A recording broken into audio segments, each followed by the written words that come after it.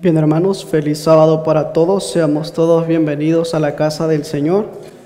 Hemos orado, hemos cantado, pero antes de abrir la palabra de Dios, quiero invitarles a que los que podamos nuevamente dobleguemos nuestras rodillas para elevar una oración.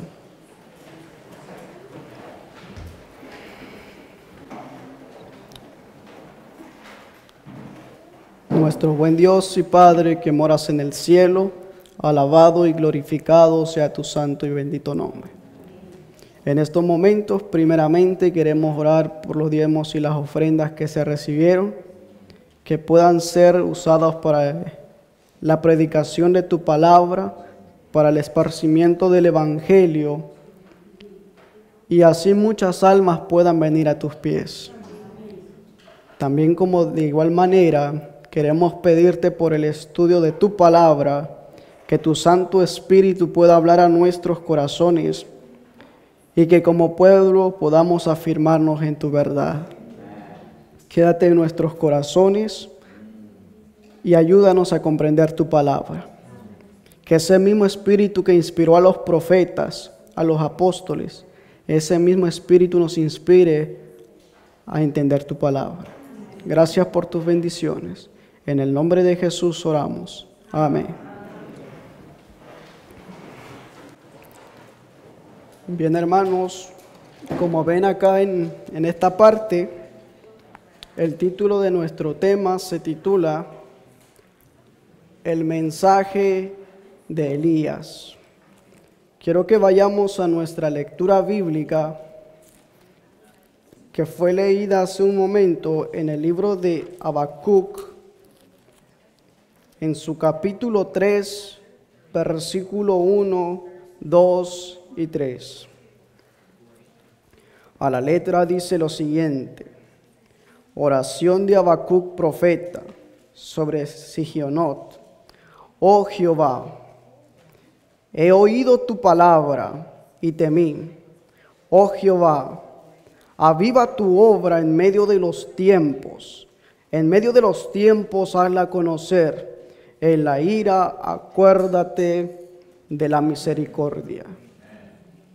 Hoy nos encontramos como generación, vemos señales, vemos eventos que la palabra de Dios la ha registrado el Señor Jesús en una profecía en el libro de Mateo 24 que se leía hace un momento. El Señor Jesús predijo grandes cosas que estarían aconteciendo antes de su segunda venida. Y nuestros ojos pueden percatar todas las cosas que están sucediendo a nuestro alrededor. Y eso nos indica que la venida del Señor está muy cerca. Para ello, nosotros como pueblo tenemos que tener una debida preparación para ese gran evento. Como pueblo hoy estamos militando, vamos camino hacia la Canaán celestial y para eso nosotros tenemos que prepararnos. La obra de Dios se ha postergado por mucho tiempo, la obra de Dios se ha detenido, más ahora Satanás se ha valido de planes y métodos para detener la proclamación del mensaje del tercer ángel. Y nosotros como pueblo nos hemos ido deteniendo, nos hemos ido quedando estables, nos hemos conformado a la situación. Vemos que viene la crisis, vemos que estamos entrando en el umbral de la crisis, pero ¿qué hacemos nosotros? Nos quedamos detenidos. Postergamos el mensaje, postergamos nuestra preparación. En el libro de Isaías, vamos a ver muchos versículos en el libro de Isaías, en su capítulo 58, una cita muy conocida para todos nosotros. Isaías, capítulo 58, versículo 1, dice lo siguiente: clama a voz en cuello, no te detengas, alza tu voz como trompeta, Anuncia a mi pueblo su rebelión y a la casa de Jacob su pecado. Dios nos ha levantado con ese propósito. Dios nos ha levantado dándonos una oportunidad a nosotros como elección para ser su pueblo, para que reprenda el pecado. Incluso en este tiempo ya el pecado no se reprende. ¿Saben por qué? Porque hoy en día se ha hecho una grande confusión en lo que es la reprensión y lo que es el juicio. A la reprensión, la gente lo considera como juicio, como crítica de la vida de las personas. Pero no es así. Y esas dos palabras se han confundido. Que Él me critica, que Él habla mal de mí. Pero la reprensión no es nuestra. La reprensión es de Dios por medio de su palabra. Como seres humanos solamente somos instrumentos en las manos de Dios. Y a Dios no le podemos decir no, porque Él es el creador de los cielos y de la tierra y Él es el creador de nuestras vidas. Por eso hoy en este tiempo el profeta Isaías dice: clama a voz en cuello, no te detengas. Alza tu voz como trompeta. Anuncia a mi pueblo su rebelión y a la casa de Jacob su pecado. ¿A quién? Al pueblo de Dios. Porque nuestra situación es crítica, nuestra situación es que nos vamos conformando a la situación en la cual el mundo se encuentra. Capítulo 59 de ese mismo libro, versículo 1.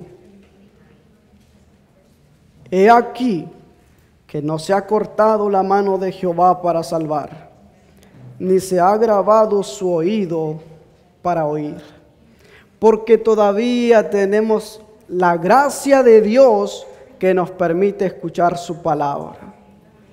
Aún tenemos la oportunidad de recibir el mensaje de Dios en nuestras vidas y de ponerlo en práctica. Tenemos esa oportunidad todavía. Pero a esa oportunidad, a ese pequeño corto tiempo que nos queda, ¿qué hacemos? Nos conformamos. Y vamos a ver más adelante por qué es que nos conformamos con ciertas palabras que se nos dicen y nosotros optamos por ellas en lugar del servicio a Dios. Pasamos a otro versículo más. En el capítulo 62 de ese mismo libro, Isaías, capítulo 62, versículo 1, dice lo siguiente: por amor a Sión no callaré, y por amor de Jerusalén no he de parar hasta que salga como resplandor su justicia, y su salvación se encienda como una antorcha. ¿Debemos callar en este tiempo? No debemos callar. Una cosa más. Hay muchos que predican la verdad, pero en este tiempo les han tapado la boca. Porque el hombre, a pesar de predicar la verdad, también tiene una preocupación: que el mundo lo considere como enemigo. Y por buscar que la gente lo vea bien, también esconde el mensaje, aunque tenga la verdad. Nosotros no debemos callar, por amor del pueblo y por nuestras vidas espirituales. No debemos callar. Vamos a ir avanzando y vamos a ir llegando al título de nuestro tema. El capítulo 60 de ese mismo libro. Aquí viene ahora para nosotros el mensaje del Señor. Levántate, resplandece, que ha venido tu luz y la gloria de Jehová ha nacido sobre ti. Es momento de levantarnos, porque la luz del Señor ha nacido sobre nosotros. En el libro Evangelismo, la sierva del Señor dice que Dios ha escogido a la iglesia adventista, que Dios la levantó con el propósito de que fuese luz a todo el mundo. Con ese propósito la levantó, para que alumbrara las preciosas verdades que muchos en el pasado, tanto los profetas como los apóstoles, desearon ver lo que nosotros vemos, pero a ellos no se les fue concedido esa oportunidad. Ellos tuvieron su tiempo, recibieron la verdad en su tiempo, pero no como nosotros la estamos viendo hoy en día.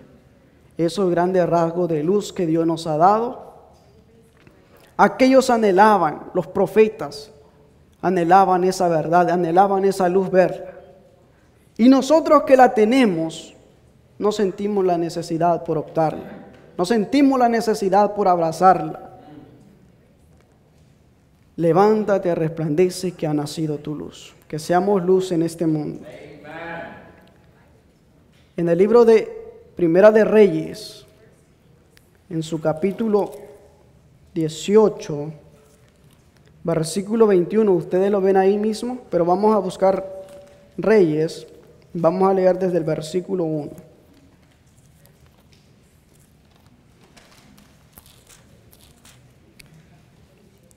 Miren lo que sucedió. Entonces Acab envió a todos los hijos de Israel y reunió a los profetas en el monte Carmelo. Versículo 21. Acercándose Elías a todo el pueblo dijo: ¿hasta cuándo claudicaréis vosotros en dos pensamientos? Si Jehová es Dios, seguidle, y si Baal, id en pos de él. Y el pueblo no respondió palabra. ¿Cómo se encontraba el pueblo? En dos pensamientos. El pueblo de Dios actual, ¿cómo se encuentra? ¿Cuál es su situación? ¿Nos encontraremos en esa misma situación? En dos pensamientos. El pueblo por un momento, ahí ven lo que dice, por un momento el pueblo de Dios profesaba seguir a Dios, pero en otro momento iba en pos de ¿quién? De Baal. Iba en pos a nuestro tiempo, a nuestra realidad, iba más a las cosas del mundo. Nosotros aquí vamos más a la palabra de Dios, a cumplir la obra de Dios, o ir en pos de un Baal moderno. ¿En pos de qué vamos nosotros? Y cuando Elías aparece, ahora veamos esto. La época que Elías aparece fue cuando Acab, Jezabel y la hija estaban en unión. Entonces aparece Elías para reprender el pecado, no para callar. Elías aparece para reprender el pecado. En ese momento, cuando Elías aparece, se reúnen todos a hacer un sacrificio y a demostrar que Dios es el único, el Dios verdadero. Y Dios le concedió a Elías la oportunidad de la oración que Elías había hecho, y el pueblo no respondía palabra. ¿Por qué el pueblo no respondía palabras? Porque el pueblo estaba en pecado. El pueblo estaba en delitos, estaba en maldades. Otra cosa, voy a saltar esa y después regreso con esa. Lucas capítulo 1, versículo 13 al 17. Dice lo siguiente, ustedes pueden notarlo ahí. Pero el ángel dijo: Zacarías, no temas, porque tu oración ha sido oída.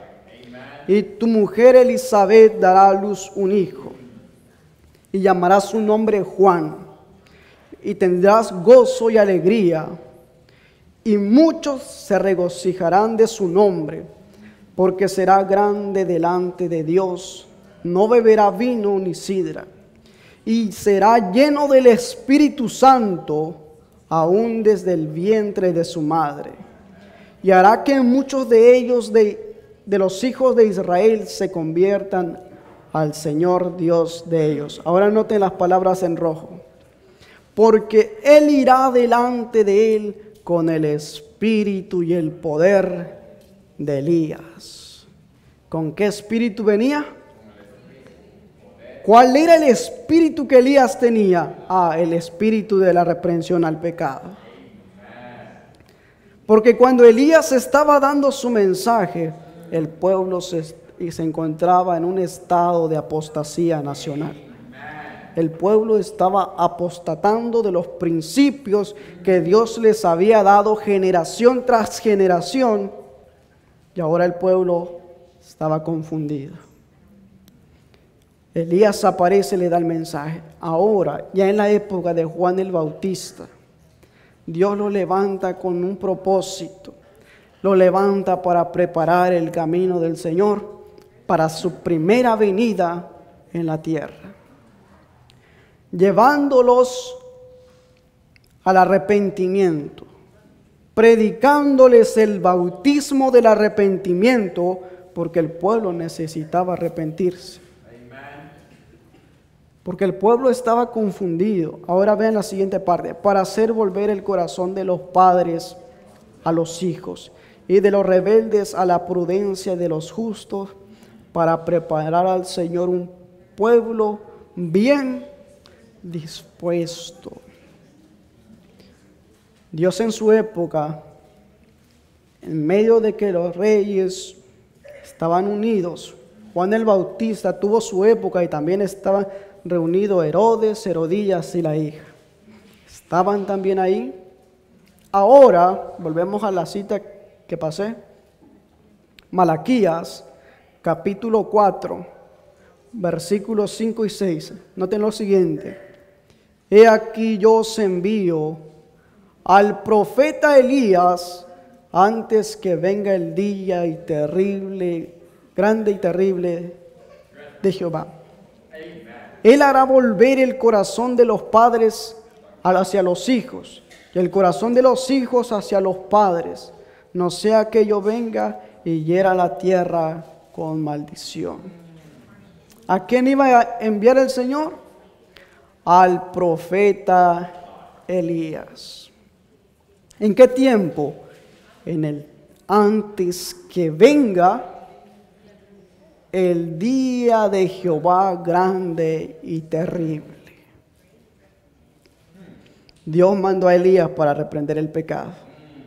Dios envió a Juan el Bautista con el espíritu y el poder de Elías. Ahora Dios en este tiempo está levantando un pueblo, no para que calle, sino para que venga con el mismo espíritu y el poder de Elías para predicar la palabra de Dios. Para reprender el pecado y para que la proclamación del mensaje del tercer ángel se dé con ese mismo espíritu que aquellos hombres daban las palabras. Pero la situación del pueblo es otra. Estamos en contraparte, porque no se ve el espíritu y no se ve la fuerza para dar el mensaje. No se ve. Mientras que el pueblo duerme, Satanás cada vez desarrolla más sus planes, sus métodos y su engaño.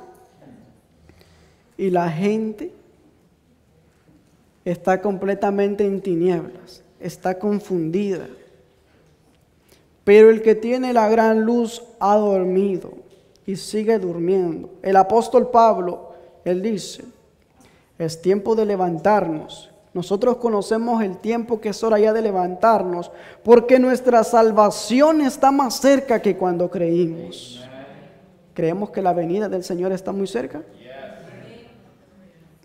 ¿Nos estamos preparando? ¿Estamos buscando la debida preparación? Callamos porque no nos estamos preparando. Debemos buscar nuestra preparación. Vamos a pasar al libro de Apocalipsis. Ahí va a estar mencionado nuestro tema de hoy. El libro de Apocalipsis. Esta última fase del mensaje que tiene que darse en este tiempo también se ha considerado como el título, el mensaje de Elías, porque es el mensaje que Dios ha dado para este tiempo. Tiene que proclamarse, tiene que darse con ese mismo espíritu y con ese mismo poder que Elías tenía. Apocalipsis capítulo 17, ahí solamente puse el versículo 1. Capítulo 17, versículo 1. Y vino uno de los 7 ángeles que tenía las 7 copas, y habló conmigo diciéndome: ven acá y te mostraré la sentencia contra la gran ramera, la que está sentada sobre muchas aguas. Versículo siguiente, no lo tengo puesto ahí. Con lo cual han fornicado los reyes de la tierra, y los que moran en la tierra se han embriagado con el vino del furor de su fornicación. Versículo 3. Y me llevó en el espíritu al desierto, y vi una mujer sentada sobre una bestia escarlata, llenas de nombre de blasfemia, que tenía 7 cabezas y 10 cuernos. Y la mujer estaba vestida de púrpura y escarlata, adornada con oro, piedras preciosas y perlas. Y tenía en su mano un cáliz de oro lleno de abominaciones y de la suciedad de su fornicación. Versículo 5. Y en su frente un nombre escrito: Misterio, Babilonia la grande, la madre de las rameras y de las abominaciones de la tierra. Esto a nuestros ojos parece algo que nos impresiona, las características, los colores y la escena que se está realizando parece ser abrumadora. Vamos a analizar el versículo 5. Bueno, vamos a pasar esto primero para que entendamos.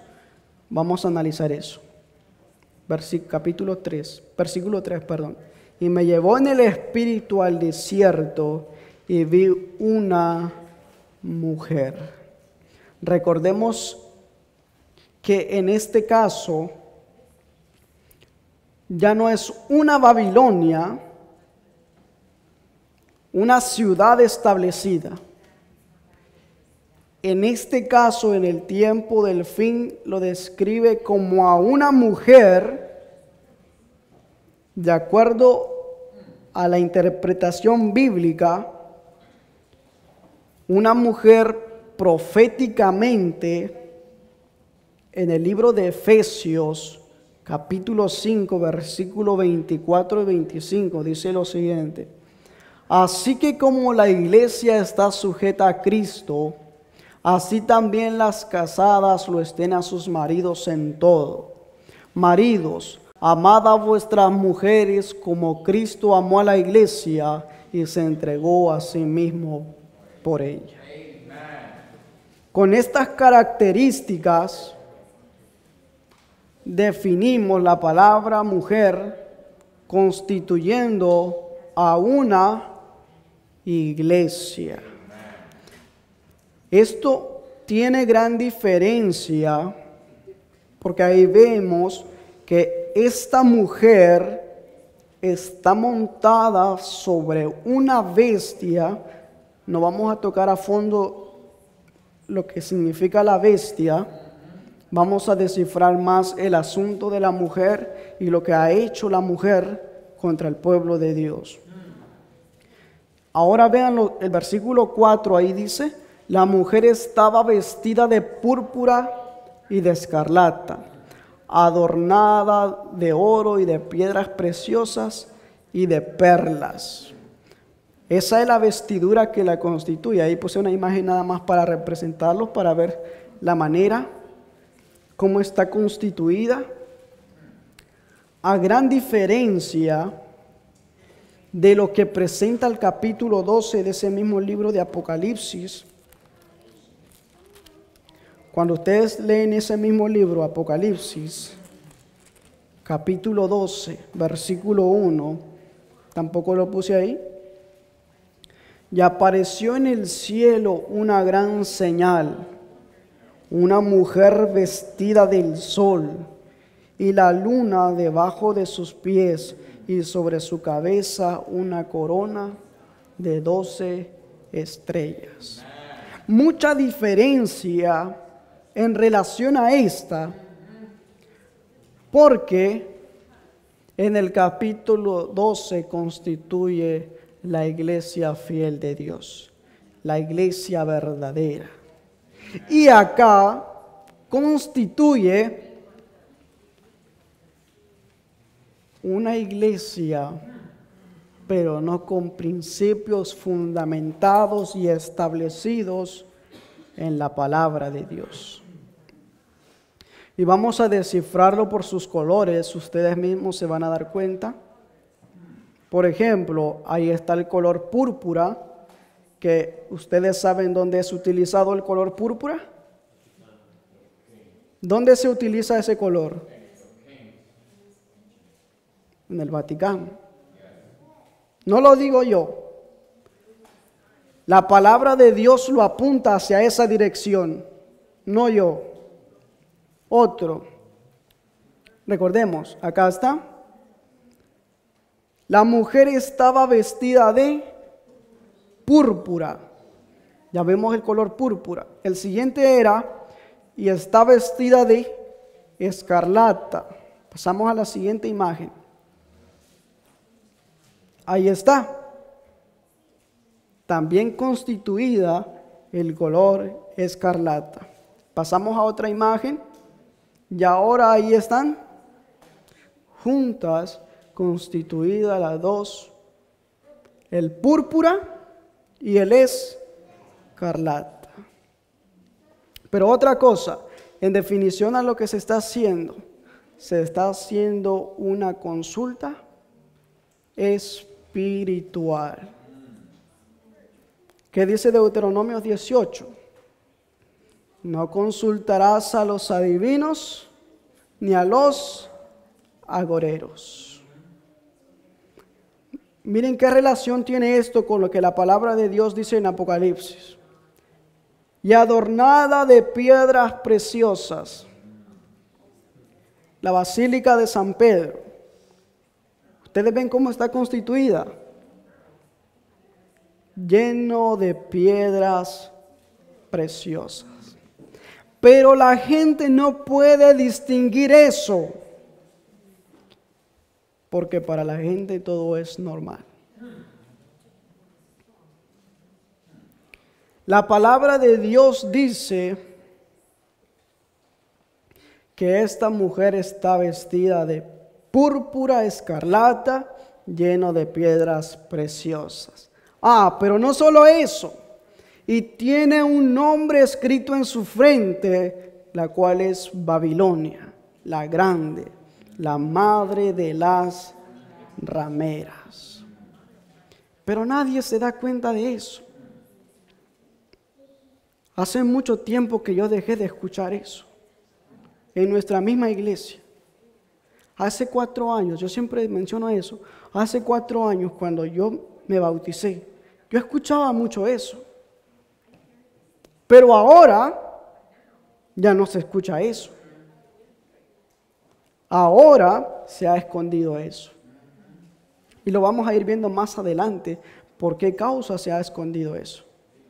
¿Por qué causa se ha dejado de callar eso? Primeramente, la definición de la palabra Babilonia. Vayamos al libro de Génesis. Desde ese principio, desde allá comenzó el asunto de Babilonia. El libro de Génesis, capítulo 11, versículo 1 en adelante. Noten lo que dice, noten lo siguiente. Tenía entonces toda la tierra un solo lenguaje, hablaban un solo idioma, no como ahora que hay sin fin de idiomas. Los que hablan el inglés, por ejemplo acá, los que hablan el inglés y los que hablan el español. Como yo que no sé inglés, si a mí me hablara alguien en inglés, yo no lo voy a entender. Pero si alguien que habla inglés y no habla español y yo le hablo en español, tampoco me va a entender. Y esa misma situación estaba pasando allá. Veamos lo que dice lo siguiente. Y aconteció que cuando partieron de oriente, hallaron una llanura en la tierra de Sinar y se asentaron allí. Primera parte, vemos cómo la desobediencia del pueblo va en contraposición a lo que Dios dice. Porque primera parte, cuando el diluvio vino, el arca quedó sitiada hasta en el monte de Ararat y ellos estaban allá, en ese monte. Pero al pueblo no le pareció quedarse en ese lugar. Ahora, ¿qué hacen ellos? Y aconteció que cuando partieron del oriente hallaron una llanura en la tierra de Sinar. ¿Qué buscaban ellos? Comodidad para establecerse, comodidad para quedarse. Otra cosa, y se dijeron unos a otros, vamos, hagamos ladrillo y cozámoslo con fuego, y les fue el ladrillo en lugar de piedra y el betún en lugar de mezcla. Versículo siguiente. Y dijeron, vamos, edifiquémonos una ciudad y una torre, cuya cúspide llega al cielo, y hagamos un nombre por si fuéramos esparcidos sobre la faz de toda la tierra. Aquí viene la rebeldía del pueblo otra vez, porque el propósito de Dios nunca fue que todos quedaran juntos. No fue el propósito de Dios. El plan de Dios era cuando le dijo a Adán y a Eva, fructificaos y multiplicaos y llenad la tierra. Pero ¿qué hizo el pueblo? Ahora vinieron a la llanura del Sinar y establecen una ciudad. ¿Para qué? La mensajera del Señor en Patriarcas y Profetas dice que estaban rebelándose en contra del plan divino, porque Dios les dijo que se multiplicaran, pero ellos estaban reuniéndose para que todos se quedaran en ese lugar. Ahora, ¿qué pasó? Primera parte, no les gustó el lugar donde estaban. Segundo, se vinieron a la llanura y edificaron una ciudad. Ahora, versículo 5. Descendió Jehová para ver la ciudad y la torre que edificaban los hijos de los hombres. Es decir, Dios hizo juicio con lo que estaban haciendo. Ahora, versículo 6. Y dijo Jehová, he aquí el pueblo es uno, y todos estos tienen un solo lenguaje. Hablaban un solo idioma. Y han comenzado a obrar, y nada les retraerá ahora de lo que han pensado hacer.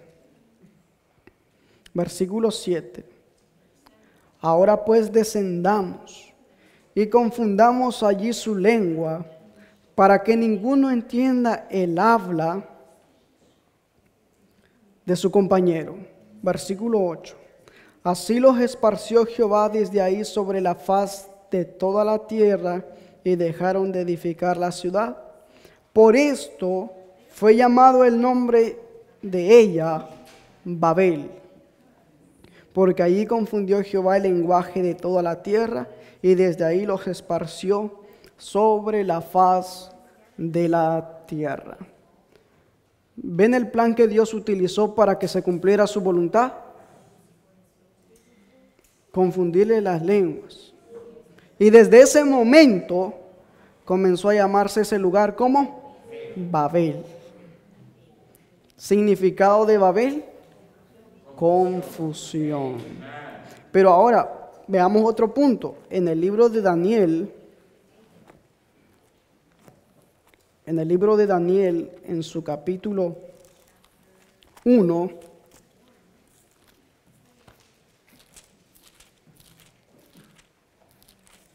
versículo 1 y 2, dice lo siguiente: En el año tercero del reinado de Joacim, rey de Judá, vino Nabucodonosor, rey de Babilonia, a Jerusalén y la sitió. Y el Señor entregó en sus manos a Joacim, rey de Judá, y parte de los vasos de la casa de Dios, y los trajo a tierra de Sinar. ¿Dónde se estableció el pueblo? Allá en la confusión de las lenguas. Sinar. ¿Cómo se vino a llamar en esa época de Joacim? En el tiempo de Daniel. Babilonia. En esa época vino a llamarse Babilonia. Significado de confusión. Déjenme decirles que Babilonia en su tiempo fue considerada y se llamó la Gran Babilonia de acuerdo a sus 3 conquistas que había tenido sobre Jerusalén, que había tenido, por ejemplo, la primera cautividad que se realizó en el año 606, cuando fueron llevados los primeros cautivos. Después, el segundo sitio de Jerusalén se llevó en el año 598 a.C. También por lo mismo fueron llevados utensilios. Y el último, que fue en el año 586, que se hizo la última rodada de Babilonia a Jerusalén, comenzó a llamarse Babilonia la Grande. Incluso Nabucodonosor, si notamos el capítulo 4, vamos a estar leyendo muchas citas bíblicas para confirmar lo que estamos diciendo. En el capítulo 4, en su versículo 30, Nabucodonosor dijo, habló el rey y dijo, ¿no es esta la gran Babilonia que yo edifiqué para casa del reino y con la fuerza de mi poder y para gloria de mi grandeza? ¿Qué decía él? ¿No es esta la gran Babilonia que yo edifiqué? Desde ahí se constituía a Babilonia como la grande. Pero para entender lo que la Babilonia moderna está haciendo con el pueblo en este tiempo, primero hay que entender qué fue lo que hizo en el pasado. ¿Qué hizo en el pasado? En el capítulo 1, ahí mismo de Daniel, comenzamos con eso, con ese principio nuevamente. El significado del nombre de Daniel se constituía de 2 palabras. Daniel, su significado era juez y Dios. Es decir, por tanto significaba que Dios es juez. Déjeme decirle que las personas en la antigüedad, su nombre era colocado de acuerdo al carácter y a la obra que esa persona iba a realizar. Se constituía su nombre. Daniel estaba él y sus 3 compañeros. En el capítulo 1, ahí vamos a ver cómo se llamaban. Versículo 6. Y estaban entre ellos de los hijos de Judá, Daniel, Ananías, Misael y Azarías. Nombres que constituían un gran significado para Dios. Daniel, Dios es juez. El siguiente, Ananías, significaba, el Señor es bueno. El libro del otro, Misael, significaba, el enviado de Dios. Y el último, Azarías, que significaba su nombre, el Señor es ayudador.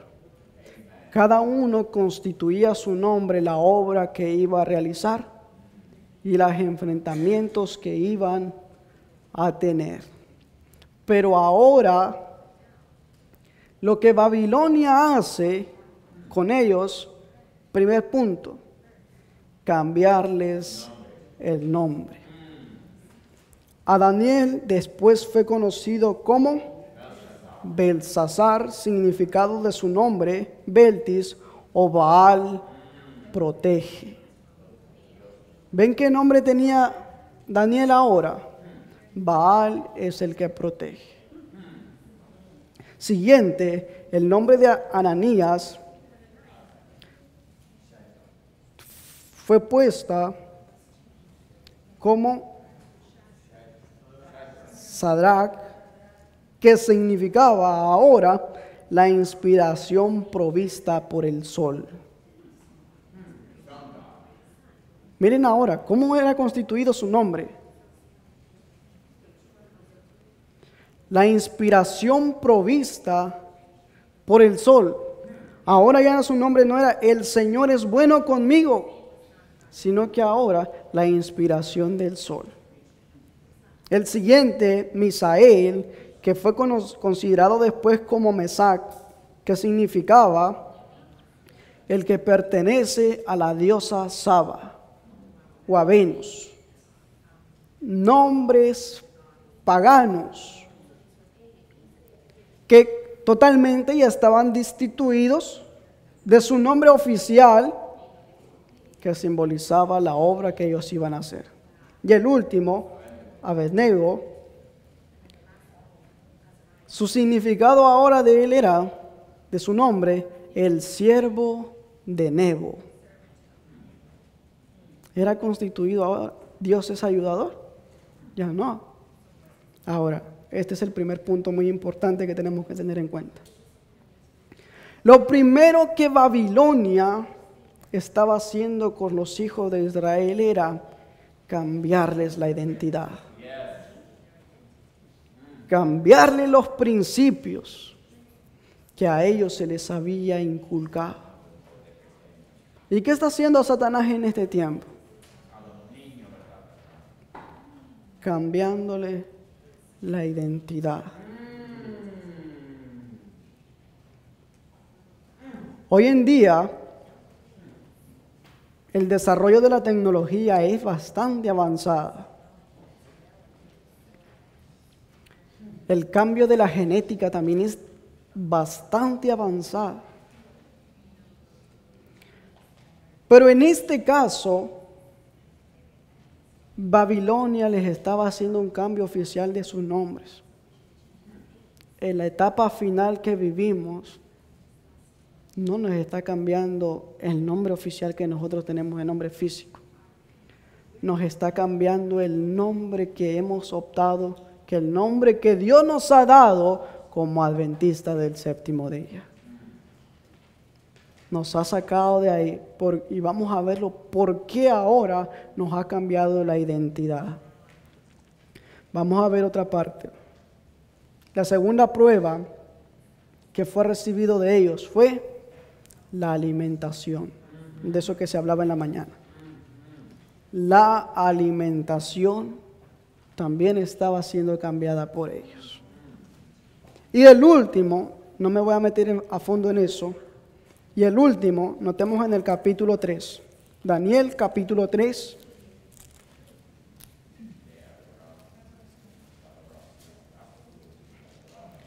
capítulo 3 desde el versículo 1, miren lo que dice, vamos a ir avanzando. El rey Nabucodonosor hizo una estatua de oro, la altura de la cual era de 60 codos, su anchura de 6 codos. La levantó en el campo de Dura, en la provincia de Babilonia. Levantó una estatua, levantó una imagen de él. Versículo 5, aquí vemos lo que hace ahora. Que al oír el son de la bocina, de la flauta, del tamboril, del arpa, del salterio, de la zampoña y todo instrumento de música, os postréis y adoréis la estatua de oro que el rey Nabucodonosor ha levantado. ¿Qué estaba haciendo Babilonia en ese tiempo? Cambiándoles la identidad al pueblo de Dios, cambiándole la alimentación, y cambiándoles la adoración al verdadero Dios. Y en este tiempo, ¿qué hace? Lo mismo. Pero lo vamos a ver de qué manera lo está haciendo.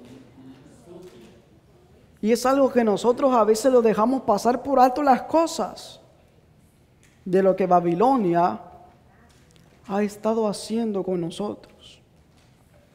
Y en este aspecto vamos a ver de acuerdo a qué nos ha hecho Babilonia.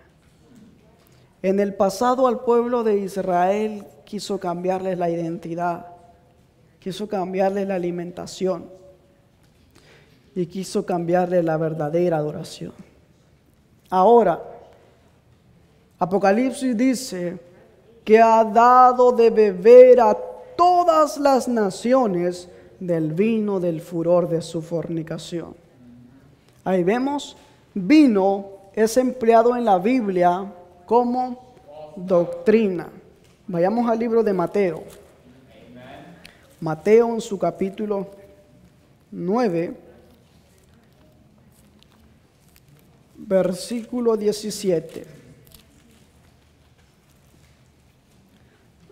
Dice de esta manera: tampoco echan vino nuevo en odres viejos, y de otra manera los odres se rompen, y el vino se derrama, los odres se pierden, mas echan el vino nuevo en odres nuevos, y ambos se conservan. La expresión utilizada en este término, al vino se le describe como puntos de doctrina. Ahí vemos lo siguiente que dice: vino fermentado representa las falsas doctrinas. Doctrinas que poseen veneno similar al alcohol que se encuentra el vino fermentado. Doctrinas que anublan el cerebro y embotan las sensibilidades morales de quienes la beben. En el libro de Proverbios, capítulo 23, cuando ustedes leen acerca del alcohol, que hace el vino, ennubla la mente, hace hablar palabrerías y hace a la gente estar confusa. Pero si ven ahí, dice que Babilonia ha dado de beber a todas las naciones del vino del furor de su fornicación. La pregunta sería para nosotros: ¿la estamos bebiendo nosotros?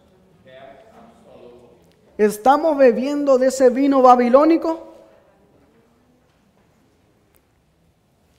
Pasamos a lo siguiente. Jeremías 51:7 dice lo siguiente: copa de oro fue Babilonia en la mano de Jehová, que embriagó a toda la tierra, de su vino bebieron los pueblos y se aturdieron por tanto las naciones. ¿Cuántos han participado?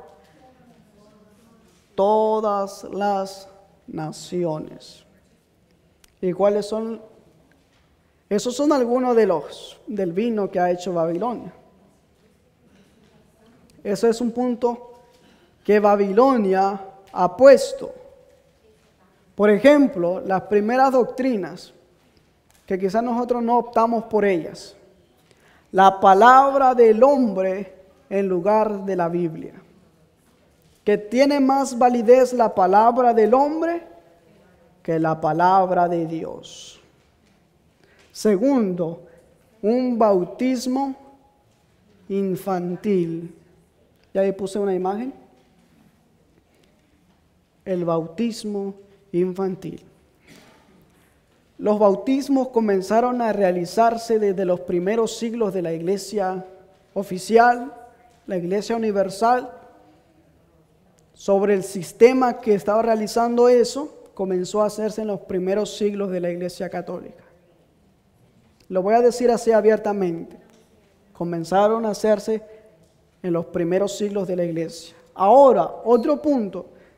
En el asunto del bautismo infantil, se optó por esa doctrina porque la gente decía que uno al nacer nace uno en pecado. Y por eso uno tiene que bautizarse para limpiarse. Tienen que hacer su bautismo, su confirmación y su comunión. Eso se hacía en esa época y eso se hace hasta hoy día, se hace eso. El purgatorio, que se optó en el siglo XIII, que se decía que los hombres, antes de pasar al infierno y de seguirse quemando hasta la eternidad, tenían una oportunidad, donde en el purgatorio podían adquirir todavía una oportunidad.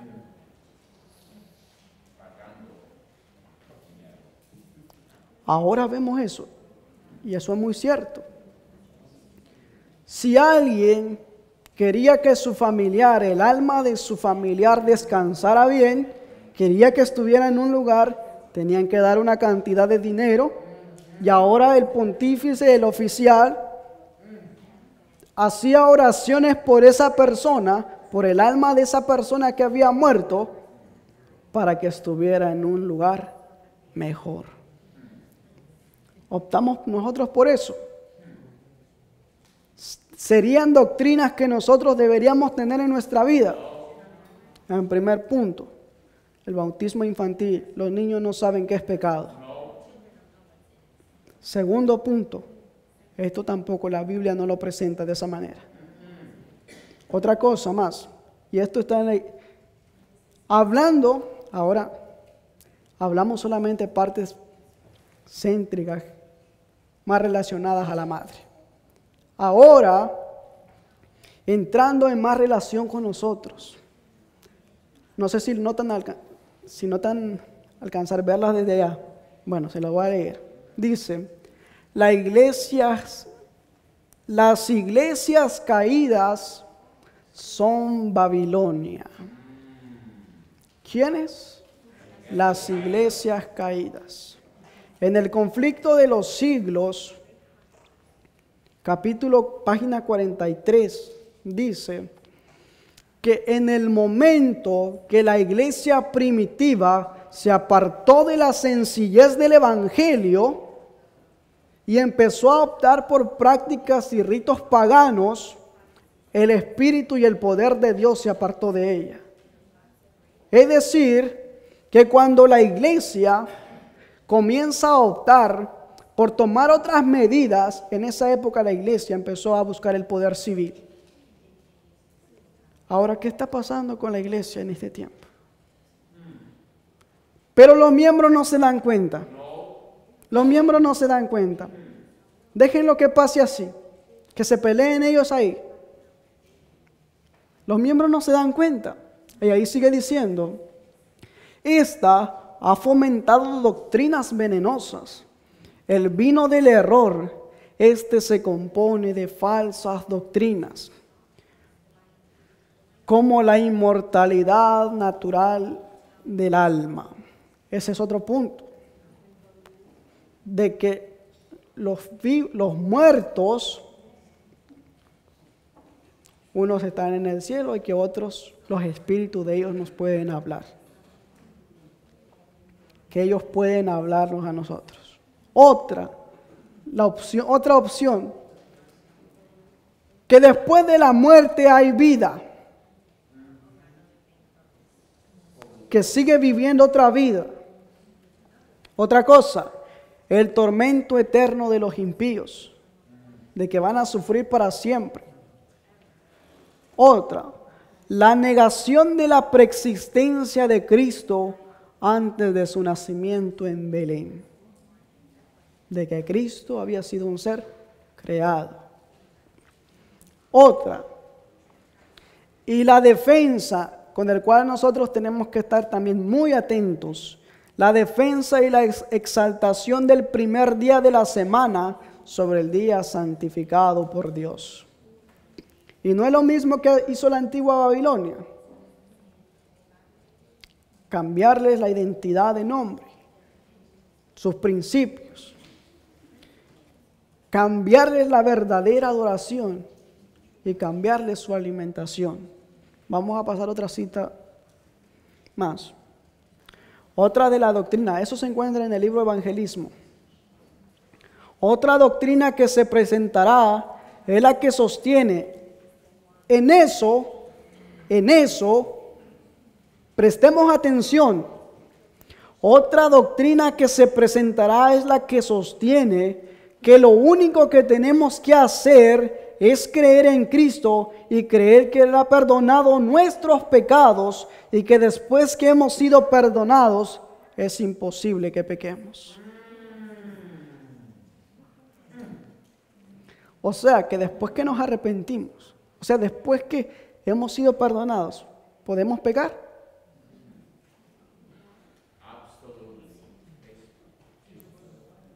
Podemos pecar. Pero la gente que dice que ya no podemos pecar. Pasamos a lo siguiente. Otra. Esa sí la alcanzan a ver, ¿verdad? Otra doctrina falsa. No importa lo que uno cree. Hay muchos cuya religión consiste en una mera teoría. Para ellos una emoción feliz es santidad. Si yo estoy convencido, en parte, yo estoy convencido de que yo ya creí y me siento feliz con eso, yo ya me considero como santo. Venid a Jesús y creed en Él, no importa lo que creáis. Mientras seáis honrados en vuestra creencia, no tratan de hacer que el pecador comprenda el verdadero carácter del pecado. ¿A cuántos no hemos escuchado decir eso? Solamente cree y sé bautizado y tú vas a ser salvo. Muchos. La madre oficial no tanto lo categoriza así. Pero las hijas, te va a escuchar eso en todo lugar. Que tú solamente tienes que creer. Pasamos al otro punto.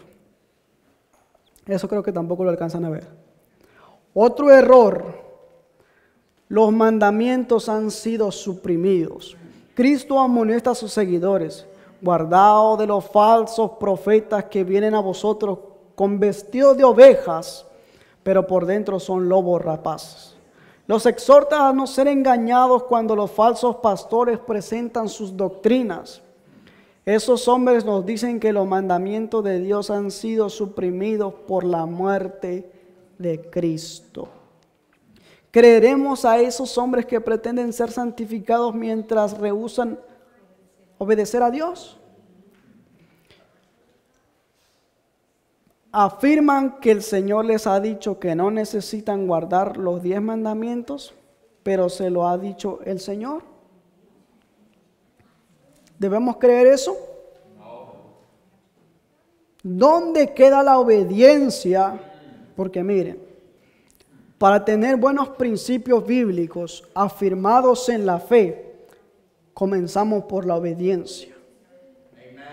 Después de la obediencia, obtenemos el amor. Y después que obtenemos el amor, obtenemos la fe. Pero si no rendimos la obediencia, usted no vive en amor, usted no tiene fe para vivir de acuerdo al mensaje. Y eso es muy importante que nosotros tengamos en cuenta. Ahora, señales de los tiempos. Ahí miren, ¿qué es lo que debemos hacer? La verdadera santificación se encuentra en ceder la voluntad a la voluntad de Dios. ¿Solamente es creer?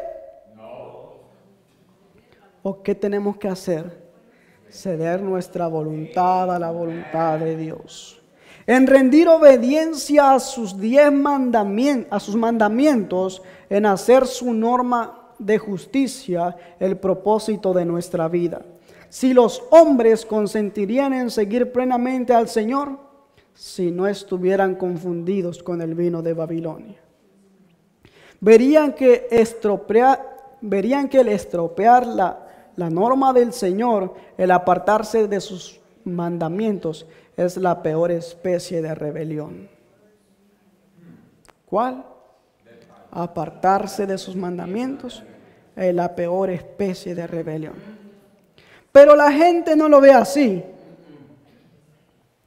porque se ha enseñado dentro de todas las iglesias se ha enseñado la doctrina de los nicolaitas. ¿Cuál era esa? Poner en libertinaje la gracia de Dios. No importa que yo crea, con que yo crea yo ya me considero salvo. Dios me ha concedido su gracia, pero no para que yo viva como yo quiera vivir, para que yo viva en obediencia a los principios de Dios. Si Él nos ha concedido su gracia hasta ahora, es porque Él quiere que todos seamos salvos. Pero la gracia de Dios debemos aprovecharla en este tiempo. Juan Hus decía: prefiero herirlos con la verdad a que matarlos con la mentira. Él decía eso: prefiero herirlos con la verdad a matarlos con la mentira. Porque es muy necesario que nosotros entendamos eso. Pero hoy en día se dicen: no prediques eso. Eso fue cosa del pasado. No prediques eso, que la gente se puede molestar. Volvemos a decir lo que decía Juan: prefiero herirlos con la verdad a que matarlos con la mentira. Otra cosa, esto fue publicado hace ya algunos años.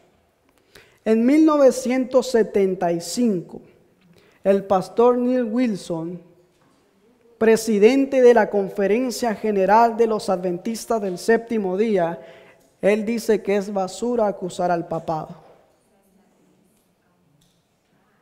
¿Podemos ver eso? Si aquellos que dirigen, ¿cómo tienen al pueblo? 1975, el pastor Neil Wilson dice que es basura acusar al papado. El pastor entonces presidente de la Conferencia General de los Adventistas del Séptimo Día. Por eso la lectura bíblica decía: aviva tu obra en medio de los tiempos. Revive a aquellos Elías fieles, aquellos Elías que van a reprender el pecado. Porque miren lo que está pasando. ¿Y usted se ha dado cuenta de eso? No. ¿Usted se ha dado cuenta de eso?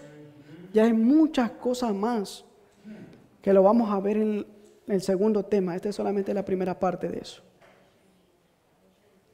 Hay muchas cosas más que debemos entender. Bueno, ahí dice lo mismo, la cual ha sido ahora consignada al bote de la basura. ¿Cuál? Denunciar a Babilonia, denunciar el pecado. ¿Pero qué se ha hecho con ese mensaje? Se ha tirado al bote de la basura. Por eso le digo, hace tiempo se escuchaba hablar de esto. Ahora se ha callado eso. Oseas capítulo 4 versículo 6. Mi pueblo fue destruido porque le faltó conocimiento. Por cuanto tú desechaste el conocimiento, yo te desecharé a ti y no serás sacerdote para mí. Y porque olvidaste la ley de tu Dios, también yo me olvidaré de tus hijos. ¿Qué ha pasado con el pueblo? Se olvidaron de la palabra. El pueblo primeramente es falto de conocimiento. Porque el pueblo no estudia la palabra de Dios. En este tiempo, ministerio pastoral dice que cada uno debe afianzarse a la verdad por sí mismo. No creer en la palabra del que no solamente creer en la palabra del que predica aquí. Porque el que predica acá, al menos está estudiando. Se está afianzando en lo que dice. Pero los oyentes solamente escuchan la palabra de Dios acá. Van a sus casas. Y se olvida la siguiente semana. Preguntan qué pasó con este tema. Y se han olvidado completamente del tema. ¿Por qué? porque no hay conocimiento en el pueblo de Dios. Y a veces decimos que Dios nos ha dado toda la luz de la verdad. ¿Pero estamos viviendo de acuerdo a esa verdad? No. Ya vamos a ir finalizando. Voy a pasar por alto esto. Acá, mediante la práctica de idolatría, que es infidelidad espiritual para con Cristo, te has hecho imágenes de hombres, o sea, ídolos, y cometiste adulterio, fornicación con ellas. Eso está en el libro de Ezequiel 16-17, ya no lo vamos a leer, solamente voy a confirmar cosas. ¿En qué momento se hace ramera una iglesia también? Cuando comienza la práctica de idolatría. Porque ustedes se dan cuenta, hoy en este tiempo miles y millones de personas están engañadas por el sistema falso religioso. Pero nadie dice nada, todos callan porque igual siguen viviendo de la misma manera. La gente va a los templos, se postran delante de una imagen pidiendo bendición y no les escucha porque le están orando a un palo, a un tronco. Pero la gente sigue callada. El pueblo de Dios calla. Eso no debería de ser en este tiempo. Estamos viviendo en un tiempo solemne de la tierra en el cual estamos entrando en una gran crisis. ¿Y qué estamos haciendo en medio de la crisis? Hemos cruzado los brazos, nos hemos sentado. Que prediquen los que quieran predicar y yo me quedo sentado. Pero ¿dónde está tu preparación? Al tornarse la iglesia amistosa para con el mundo degenerado, Santiago 4:4 dice, oh almas adúlteras, ¿no sabes que la amistad con el mundo es enemistad contra Dios? Desde ese momento, cuando la iglesia opta, porque siempre le hemos dicho eso, la iglesia ya no va para el mundo. Han traído el mundo aquí adentro y el mundo está allá adentro. Otra y el último, mediante la unión de la iglesia y el Estado. Esto está oficialmente constituido, pero no nos damos cuenta de eso. Ya no voy a leer esta cita y vamos a leer esta última. Lucas capítulo 16, versículo 15, dice lo siguiente. Entonces les dijo, vosotros sois los que os justificáis a vosotros mismos delante de los hombres. Mas Dios conoce vuestros corazones, porque lo que los hombres tienen por sublime delante de Dios es abominación. ¿Qué tenemos que hacer como pueblo de Dios nosotros? Paraos. Mirad por las sendas antiguas cuál es el buen camino, y andad por él y hallaréis descanso para vuestras almas. Pero tenemos que volver a los principios otra vez, a restablecer la verdad. La sierva del Señor también dice que si hubo un momento en que el pecado debiera para llamarse por su nombre, ese momento es ahora. Es ahora. Nuestra preparación es ahora. Y la proclamación del mensaje es ahora. Lo que podemos hacer hoy, no lo dejemos para mañana. Cristo viene muy pronto y es la maravillosa esperanza que tenemos nosotros, estar un día en pie y verlo cuando Él venga en el reino de los cielos. Para eso tenemos que adquirir el conocimiento de Dios y ponerlo en nuestra vida práctica, que es lo más esencial. Ahí dice que debemos hacer. Creo que estamos entrando ya en un tiempo muy difícil, pero muy difícil, y nuestra preparación debe comenzarse. Debió haber comenzado hace mucho tiempo, pero hoy es cuando debemos prepararnos. En otra ocasión, en el siguiente tema que presentaremos, veremos eso, qué es lo que debemos hacer. ¿Qué es lo que debemos hacer? Que Dios nos ayude, que Dios nos dé ese espíritu para estudiar la palabra de Dios, que sintamos esa necesidad de conocer cada día más de Él y nos preparemos. ¿Cuántos estamos dispuestos a denunciar a Babilonia? A denunciar sus prácticas falsas, sus doctrinas falsas, y que seamos llamados como verdaderos adventistas. No por un nombre, no porque vengamos a la iglesia en sábado, sino porque vivamos de acuerdo al mensaje que creemos. Que Dios nos bendiga. Vamos a finalizar en oración. Los que podamos, dobleguemos nuestras rodillas para orar.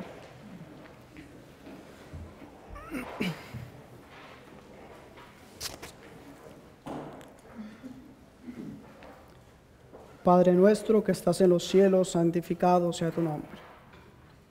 Venga tu reino, Señor, hágase tu voluntad, así como en los cielos, permita que se haga en esta tierra.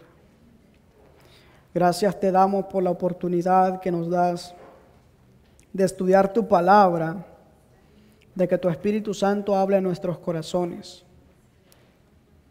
Que verdaderamente seamos establecidos en tu palabra, que es la verdad. Te pedimos la unción de tu Espíritu Santo, que lo necesitamos en este tiempo. Como también te pedimos que nos dé la fuerza para tener abnegación y dominio propio. Y que podamos defender tu palabra, tu verdad que tú has establecido.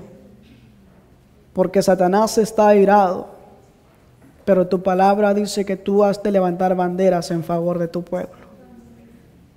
Concédenos tu gracia, Señor, no para que vivamos de acuerdo a nuestra vana manera de vivir, sino concédenos tu gracia para que la proclamación de tu evangelio sea en todo el mundo. Gracias por tus bendiciones, gracias por todo.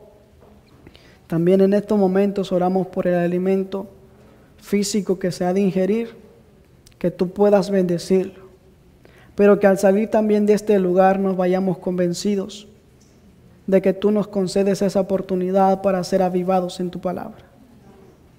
Queremos verte un día cuando vengas en tu gloria. Por favor, que estas palabras que se hayan hablado hoy, que no han sido mías, han sido de tu Espíritu Santo. Por tanto, no regresarán a ti vacías, Señor. Queremos retirarnos, queremos seguir a continuación, pero queremos estar convencidos de que no estamos solos, que tú estás con nosotros todos los días y que en lo que se ha estudiado vayamos también a nuestros hogares diciéndote qué debemos hacer. En el nombre de Jesús oramos. Amén. Amén.